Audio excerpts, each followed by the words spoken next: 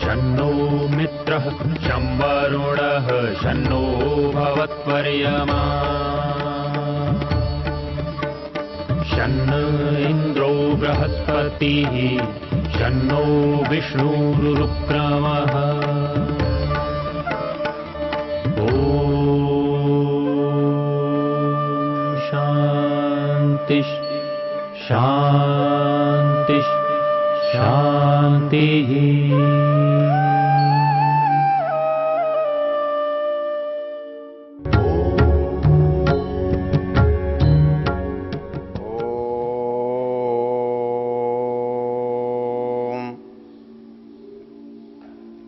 हम यजुर्वेद के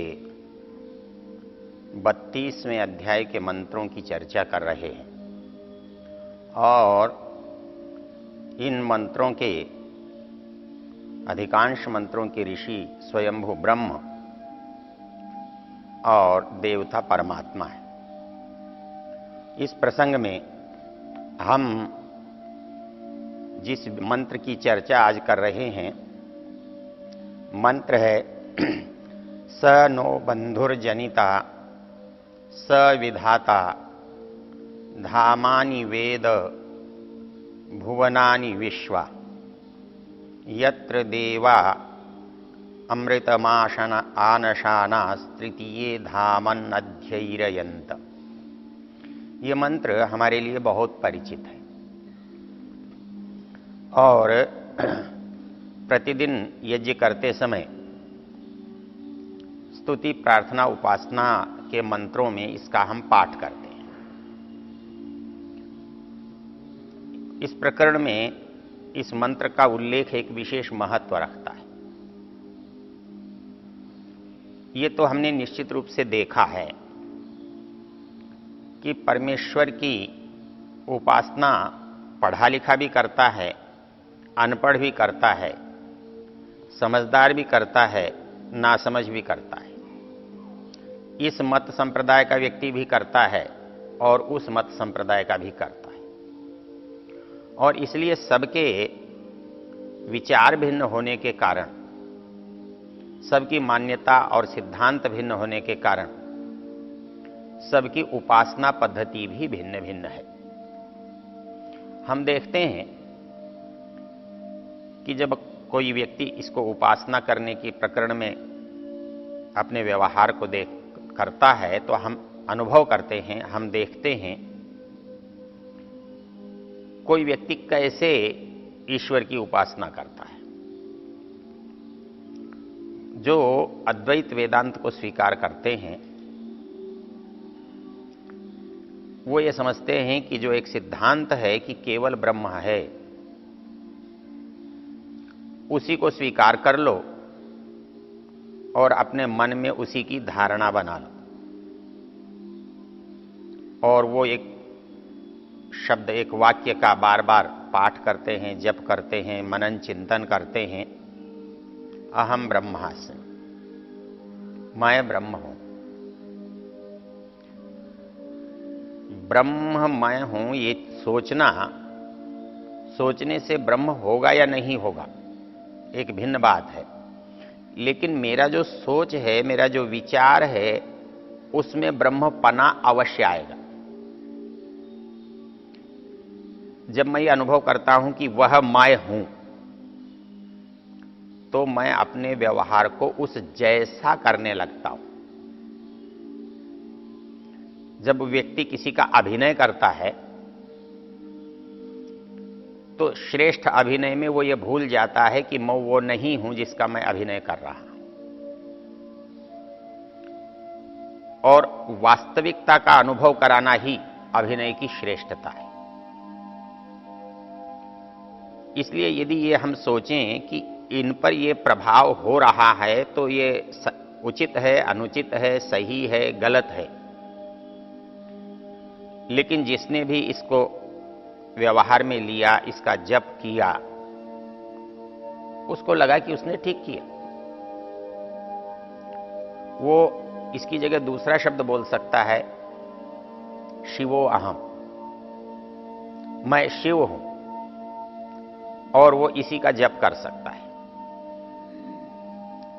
और वो ये कल्पना कर सकता है, ये विचार बना सकता है कि मैं शिव हूं, और उसके परिणाम स्वरूप वो अपने अंदर शिवत्व का अनुभव करता है, और इस शिवत्व के अनुभव से मुझे लगता है कि मैं वास्तविक उपासना को प्राप्त हुआ। इसके अतिरिक्त जो लोग करते हैं वो बाह्य रूप से करते हैं, बाह्य रूप से सेवा की जाती है, आदर किया जाता है। तो सेवा और आदर में जो काम हम किसी के प्रति करते हैं, अपने बड़े के प्रति, गुरु के प्रति, तो साधु के प्रति, तो वैसा ही व्यवहार हम जिसको ईश्वर मानते हैं उसके प्रति करते हैं। वैसा ही उसको सेवा के लिए भोजन कराना, स्नान कराना, माला पहनाना, तिलक लगाना, जो काम हम बाहर करते हैं वो करते हैं, और हमको बड़ा संतुष्ट होता है कि हमने किया।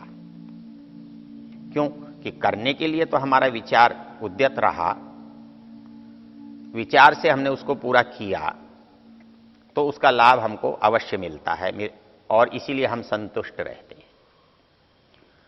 ऋषि दयानंद ने इस सारी पद्धतियों में एक अद्भुत परिवर्तन किया। उन्होंने मानकर चलने का सिद्धांत हटा दिया।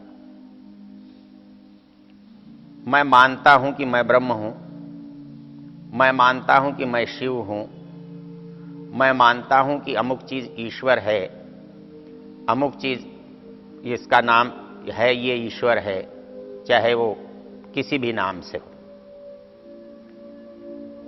उन्होंने बड़े सीधे सीधे से कुछ जो शास्त्रीय चीजें हैं उनको उसी क्रम से प्रस्तुत किया। इस मंत्र में जब आप देखेंगे तो इस मंत्र में कौन सी बात है जो उस क्रम में आ रही है। ऋषि दयानंद का जो उपासना क्रम है वो क्रम है, पहला जानना, फिर करना, और उसके बाद है होना। अर्थात करने से पहले जानना आवश्यक है। यदि हमने जाना नहीं तो हम करेंगे क्या? निश्चित रूप से वो गलत भी हो सकता है, वो अशुद्ध भी हो सकता है, वो अनुचित भी हो सकता है, संयोग से ठीक भी हो सकता है, जिसकी संभावना न्यून रहती है। इसलिए हम यदि परिणाम की अपेक्षा करते हैं, हमारे मन में परिणाम प्राप्त करने की इच्छा है, तो उसका अनिवार्य क्रम है कि जो परिणाम हम पाना चाहते हैं वो परिणाम क्या करने से आएगा, वो कैसे करने से आएगा। और जब हम करने की बात सोचते हैं तो हमें यह पता लगना चाहिए कि हम क्या करना चाहते हैं और क्यों करना चाहते हैं। तो इस क्रम को ऋषि दयानंद ने एक शैली दी, एक नाम दिया। उसका नाम है स्तुति, प्रार्थना और उपासना। हमने पीछे चर्चा की, स्तुति का अर्थ होता है जानना, प्रार्थना का अर्थ होता है करना, और उपासना का अर्थ होता है होना। हम जानते हैं, हम जैसा जानते हैं तदनुसार करते हैं, और हम करते हैं इसलिए निश्चित रूप से होता है। तो ठीक हो जाए उसके लिए ठीक करना, और ठीक करने के लिए ठीक जानना एक अनिवार्य शर्त है। इसलिए ईश्वर के बारे में जो कल्पना से हम काम करते थे, उसको लगता तो यह था कि हमें इससे लाभ हो रहा है, लेकिन हम उसे प्रमाणित नहीं कर सकते। यह काम कब होता है? जब भय होता है,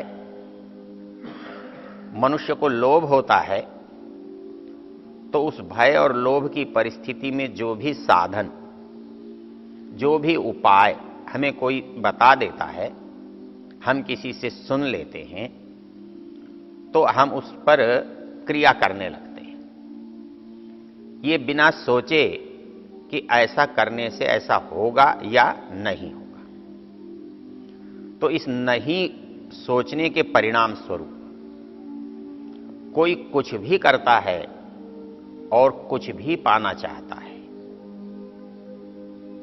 उसके लिए हम ये समझते हैं कि ऐसा ठीक है, लेकिन ऋषि दयानंद कहते हैं नहीं, ऐसा ठीक नहीं है।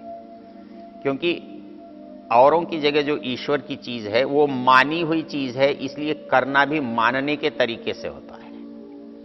लेकिन ऋषि दयानंद की दृष्टि में ईश्वर होने की चीज है, और होने की चीज है तो उसके लिए उचित करने की आवश्यकता है, और उचित करने की आवश्यकता है तो उचित उसका ज्ञान होना चाहिए। इसलिए उपासना के क्रम में हमें उसके समझने की जो योग्यता है उसका प्रारंभ होता है यम नियमों से। संसार में जितनी भी मान्य पद्धतियां हैं, ईश्वर की उपासना करने वाली पद्धतियां हैं, उनमें यम नियमों का स्थान लगभग नहीं है। कुछ जगह तो विरोध है।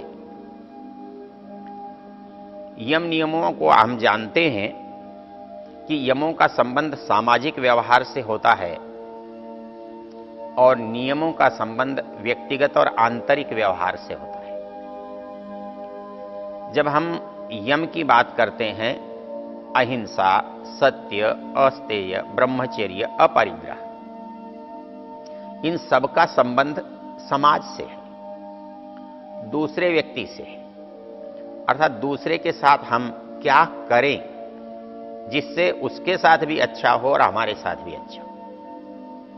अच्छाई और बुराई की केवल एक कसौटी है। बुराई में व्यक्ति समझता है इससे मुझे लाभ है, ये मेरे लिए अच्छा है। लेकिन अच्छाई की कसौटी यह होती है कि उससे मुझे भी लाभ होता है और उससे दूसरे को भी लाभ होता है, उससे सामने वाले को भी सुख होता है और मुझे भी सुख होता है। मेरे खर्च करने पर मुझे भी सुख होता है और दूसरे को भी सुख होता है, और गलत में मेरे खोने पर मुझे भी दुख होता है और उसके सुख की अनिवार्यता नहीं है। वो सदा लाभ में ही रहे ये जरूरी नहीं है। इसलिए हम अपने को ठीक रखें, इसके लिए दूसरों से हमारा जो व्यवहार है ये ठीक होना चाहिए, इसकी कसौटी क्या है। तो उसके लिए यम हमारे लिए कसौटी है। अहिंसा, सत्य, अस्तेय, ब्रह्मचर्य, अपरिग्रह। लेकिन आश्चर्य तो यह है कि इसकी मानने की बात किसी सामान्य जो हमारी पूजा पद्धतियों में है उनमें नहीं है। चोर भी पूजा करता है, कसाई भी कलमा पढ़ता है, डाकू भी भैरव जी की उपासना करता है। सबके देवी देवता हैं, चोर के भी हैं, जेब कतरे के भी हैं, हिंसा करने वाले के भी हैं। तो ईश्वर सबके ही काम आ रहा है और सब उस ईश्वर से ही काम ले रहे हैं। आश्चर्य तो यह रहता है कि जो हिंसा कर रहा है वो भी अपने को धार्मिक कह रहा है। हम अपने संप्रदायों में जितनी बलि है वो हिंदू देता है, ईसाई देता है, या मुसलमान देता है, या कोई और देता है, ये सब हिंसा है। लेकिन इस हिंसा को भी हम धर्म मानकर उपासना का भाग मानते हैं। वो धर्म यम नियमों के अंतर्गत जो नहीं है वो धर्म नहीं हो सकता, जिसमें अहिंसा न हो, जिसमें दया न हो, जिसमें दूसरे के अपहरण न करने की भावना न हो, वो इस उपासना पद्धति का अंग नहीं हो सकता। इसलिए ऋषि दयानंद ने उपासना पद्धति को जब बनाया तो उसकी दो प्रारंभिक जो सीढ़ियां हैं, यम और नियम, वो सबके लिए समान रूप से हैं, और वो उसके लिए किसी मंदिर में नहीं बैठना पड़ता। उसके लिए आंख बंद करके किसी निर्जन स्थान पर नहीं बैठना पड़ता। वो 24 घंटे जो हमारा जीवन है, जो जीवन का व्यापार है, व्यवहार है, आचरण है, वो उसका विषय है। और उसका विषय होने पर भी वो उपासना का विषय है। यह सबसे विचित्र बात है। बाकी सब जगह उपासना का संबंध दैनिक व्यवहार से नहीं है। हम दुकान पर क्या करते हैं, दोस्त के साथ क्या करते हैं, घर में क्या करते हैं, इसका संबंध बाकी स्थानों पर उपासना से नहीं है। लेकिन ऋषि दयानंद की उपासना पद्धति या वैदिक धर्म की उपासना पद्धति में वो अनिवार्य है। एक बार विनोबा भावे अच्छे संत थे और सभी बड़े लोग चाहते हैं कि उनके घर में संतों का आना जाना रहे, गुरु लोगों का आना जाना बना रहे। इससे उनकी धार्मिकता पुष्ट होती है, उनकी सेवा करके उनको लाभ होता है, समाज में उनकी प्रतिष्ठा बढ़ती है। तो एक दिन बिड़ला जी विनोबा भावे से बोले, बाबा जी बाकी सब लोग मेरे घर आए, लेकिन आज तक आप कभी भी मेरे घर नहीं आए। आप मेरे स्थान पर, मेरे निवास पर पधारो, मैं आपकी सेवा करना चाहता हूं, आपका सत्कार करना चाहता हूं, आपके आने से मुझे प्रसन्नता होगी। उन्होंने कहा, बिड़ला जब तक तू ये चर्बी मिलाने का काम करेगा ना, तब तक मैं तेरे यहां नहीं आऊंगा। तो वो कहने लगे, बाबा जी धर्म को धंधे से क्यों मिलाते हो? धर्म अलग चीज है, धंधा अलग चीज है। दुकान पर बैठकर हम किसके साथ क्या करते हैं उसका धर्म से कोई संबंध नहीं है। लेकिन जब तिलक लगाकर, दुपट्टा ओढ़कर, रामनामी ओढ़कर जब मंदिर में जाते हैं, तब हम धार्मिक होते हैं। जब किसी धार्मिक व्यक्ति से बात करते हैं, हम धार्मिक होते हैं। किसी धार्मिक समुदाय में बात करते हैं तो हम धर्म की बात करते हैं, उसमें हमें कोई संदेह नहीं है। लेकिन आप ये कहें कि हम दुकान में भी धर्म की बात करें, तो बोले इससे तो हम व्यापार नहीं कर सकेंगे। लेकिन ऋषि दयानंद की उपासना पद्धति क्या कहती है कि यम नियमों के पालन के बिना उपासना का स्वरूप बनता ही नहीं है। जब तक आपका दूसरे के साथ व्यवहार और आपका अपने आप के साथ व्यवहार, ये दोनों नहीं सुधरते हैं, तब तक उपासना की बात बनती नहीं। उपासना का रास्ता चला नहीं जा सकता। इसीलिए इस मंत्र में जो बात कही है वह है स नो बंधुर जनिता स विधाता। तो उस स्तुति, प्रार्थना और उपासना का क्रम ऋषि दयानंद ने दिया कि यम नियम पालन करो और स्तुति, प्रार्थना, उपासना से आगे बढ़ो। तो यह इस मंत्र का एक विशेष भाव इस उपासना के क्रम में है।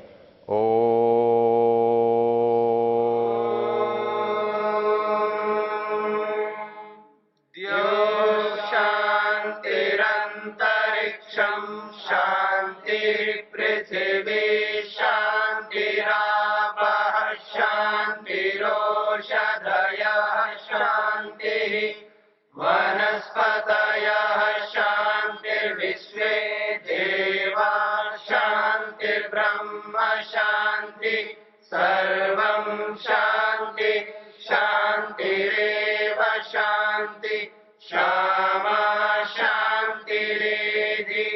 ओम शांति शांति शांति।